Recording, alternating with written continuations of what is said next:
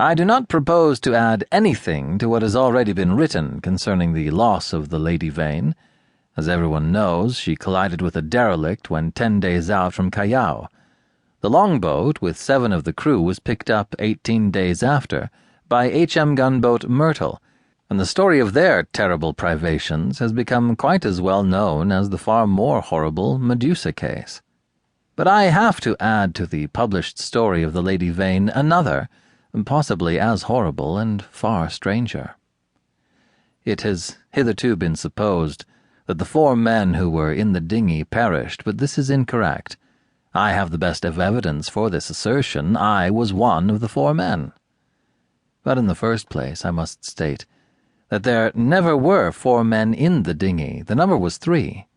Constance, who was seen by the captain to jump into the gig, luckily for us and unluckily for himself, did not reach us.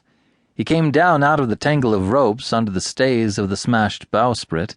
Some small rope caught his heel as he let go, and he hung for a moment head downward, and then fell and struck a block or spar floating in the water. We pulled towards him, but he never came up. I say lucky for us he did not reach us, as I might almost say luckily for himself, for we had only a small breaker of water and some soddened ship's biscuits with us. So sudden had been the alarm, so unprepared the ship for any disaster. We thought the people on the launch would be better provisioned, though it seems they were not, and we tried to hail them.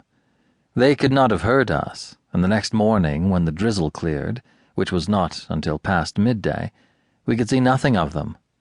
We could not stand up to look about us because of the pitching of the boat. The 2 other men who had escaped so far with me were a man named Helmar, a passenger like myself, and a seaman whose name I don't know, a short, sturdy man with a stammer. We drifted, famishing, and after our water had come to an end, tormented by an intolerable thirst for 8 days altogether. After the 2nd day, the sea subsided slowly to a glassy calm. It is quite impossible for the ordinary reader to imagine those 8 days. He has not, luckily for himself, anything in his memory to imagine with.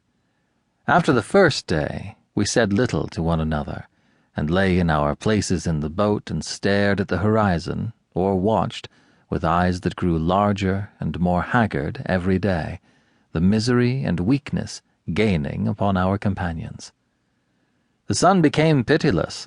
The water ended on the 4th day, and we were already thinking strange things and saying them with our eyes. But it was, I think, the 6th before Helmar gave voice to the thing we had all been thinking. I remember our voices were dry and thin, so that we bent towards one another and spared our words. I stood out against it with all my might, was rather for scuttling the boat and perishing together among the sharks that followed us. But when Helmar said that if his proposal was accepted we should have drink, the sailor came round to him.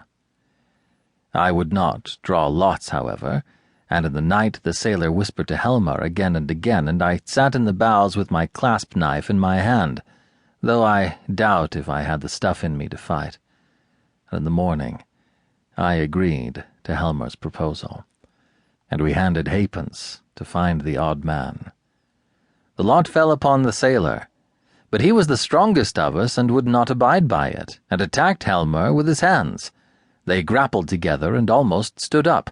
I crawled along the boat to them, intending to help Helmar by grasping the sailor's leg, but the sailor stumbled with the swaying of the boat, and the 2 men fell upon the gunwale and rolled overboard together. They sank like stones. I remember laughing at that, and wondering why I laughed. The laugh caught me suddenly like a thing from without. I lay across one of the thwarts, for I know not how long, thinking that if I had the strength I would drink sea-water and madden myself to die quickly. And even as I lay there, I saw, with no more interest than if it had been a picture, a sail come up towards me over the skyline. My mind must have been wandering, and yet I remember all that happened, quite distinctly. I remember how my head swayed with the seas, and the horizon